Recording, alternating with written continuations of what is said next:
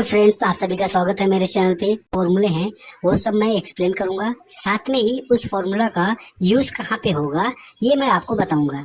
So video को last तक जरूर देखें एंड अगर मेरे चैनल को सब्सक्राइब नहीं किया हो so first do subscribe.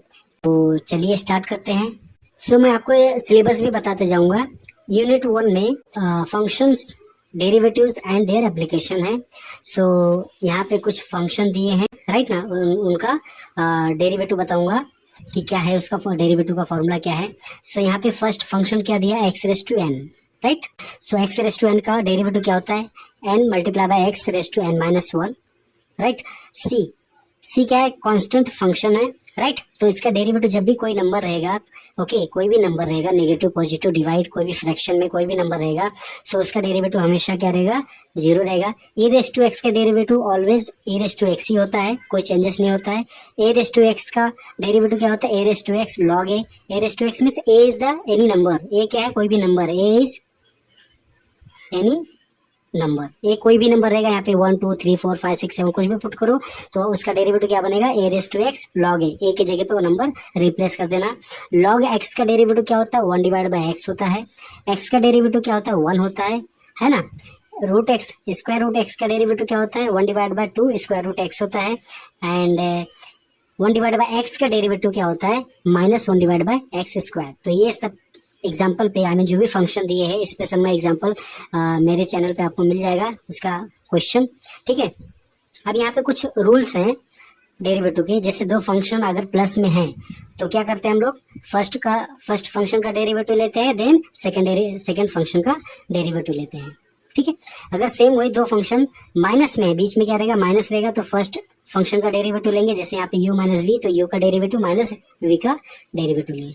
D by d x means d divide by d x, मतलब क्या होता है, डेरिवेटिव लेना with respect to x, right. Third rule क्या है, जैसे दो फंक्शन अगर मल्टीप्लाई में है, जैसे u मल्टीप्लाई बाय v, तो u v कोई भी फंक्शन है, अगर दो फंक्शन मल्टीप्लाई में रहेगा सो फर्स्ट हम लोग u का सिंपल लिख देंगे, v का डेरिवेटिव प्लस v लिख के u का derivative and u divide by v। For example u divide by, जैसे अगर x square divide by log x, बराबर ना, ये हो गया सेकंड वाला v। u multiply by v का डेरिवेटिव, अगर जैसे दो फंक्शन लेता हूँ, x multiply by log x या x multiply by 1 divide by x या e raise to x multiply by log x, कोई भी फंक्शन रहेगा, ओके।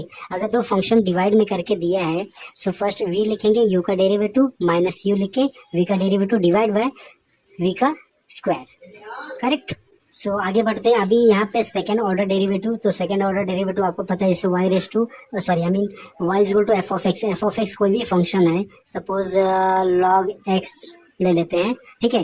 तो अगर इसका डेरिवेटिव लेते हैं तो एफ डैश एक्स होता है, ओके। तो सेकेंड ऑर्डर डेरिवेटिव क्या होता है कि d square y divide by d x square. इसका मतलब ये सेकेंड ऑर्डर डेरिवेटिव, इसका मतलब क्या होता है, जो हम लोग d y by d x find out करते हैं ना, उसका अगेन डेरिवेटिव लेना, एफ डबल डैश एक्स। तो ये इसको भी सेकेंड ऑर्डर डेरिवेटिव बोलते हैं। अगर y में लिए थे तो d square y divide by d x square, okay. Now application of derivative, d means यहाँ पे लिखा हूँ डेरिवेटिव, ओके। डेरिवेटिव का एप्लीकेशन, जैसे भी टोटल कॉस्ट फंक्शन आपने देखा होगा, है ना, तो c रहता है। जैसे कोई भी फंक्शन है, suppose x square plus 2x दिया है, बराबर ना, तो उसको हम लोग c लेते हैं, तो ये हमारा क्या रहता है, टोटल कॉस्ट फंक्शन रहता है। एंड एवरेज कॉस्ट फंक्शन क्या होता है, उसको हम लोग क्या बोलते हैं, ए सी, एवरेज कॉस्ट फंक्शन, ओके, ए सी। तो ये इसका फॉर्मूला क्या होता है, मीन्स जो हमारा कॉस्ट फंक्शन रहता है, टोटल कॉस्ट फंक्शन जो रहता है, उसको अगर हम लोग डिवाइड बाय एक्स कर देते हैं तो हम लोग को क्या मिल जाता है, एवरेज कॉस्ट फंक्शन मिल जाता है। थर्ड वन क्या दिया है, marginal cost function, A means M C, okay. Marginal, M means क्या होता है, मार्जिनल, सी मीन्स कॉस्ट, ठीक है।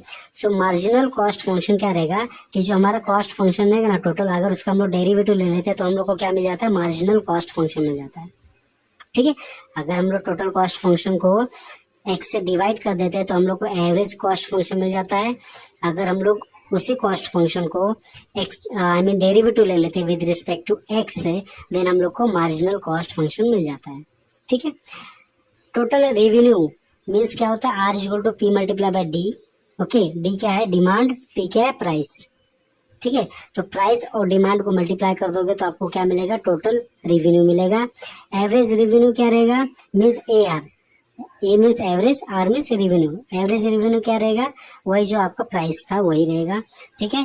मार्जिनल रेवेन्यू क्या रहेगा, एम आर, जिसको marginal revenue, M R means जो आपका टोटल रेवेन्यू था ना, उसका अगर हम लोग डेरिवेटिव लेते हैं with respect to D, D means demand, okay, तो आपको क्या मिल जाएगा, मार्जिनल रेवेन्यू। तो ऑलमोस्ट ये दोनों सेम के जैसा ही है, ओके। यहाँ पे भी सी का डेरिवेटिव लिए थे तो मार्जिनल मिला था कॉस्ट, यहाँ पे आर का डेरिवेटिव ले तो हम लोग को क्या मिला, मार्जिनल रेवेन्यू मिल रहा है।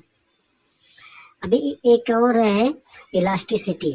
इलास्टिसिटी क्या होता है, जिसको हम लोग ये एन बना के ऐसा नीचे लेते हैं, ओके। सो इसका फॉर्मूला क्या बनता है, minus P divide by D, and D का derivative with respect to P, okay. P क्या है, प्राइस, डी क्या है, डिमांड। तो ये इलास्टिसिटी का फॉर्मूला है, ओके। अभी यहाँ पे maxima and minima, maxima means जैसे कोई फंक्शन है उसका डेरिवेटिव, ये फर्स्ट डेरिवेटिव, हाँ, फर्स्ट डेरिवेटिव लिए वो 0 होना चाहिए, एंड अगर सेकंड डेरिवेटिव लेते हैं तो वो लेस देन 0 आना चाहिए, तो हम लोग बोलेंगे कि मैक्सिमा है। एंड मिनिमा में क्या रहेगा, वही सेम फर्स्ट वाला कंडीशन सेम रहेगा, एंड अगर वही सेकंड ऑर्डर डेरिवेटिव हम लोग लेते हैं तो वो 0 से बड़ा होना चाहिए, 0 से बड़ा रहेगा तो क्या रहेगा, मिनिमा रहेगा। एंड जो सेकंड ऑर्डर डेरिवेटिव है अगर 0 से लेस देन है तो हम लोग को क्या रहेगा, क्या मिलेगा, मैक्सिमा मिलेगा।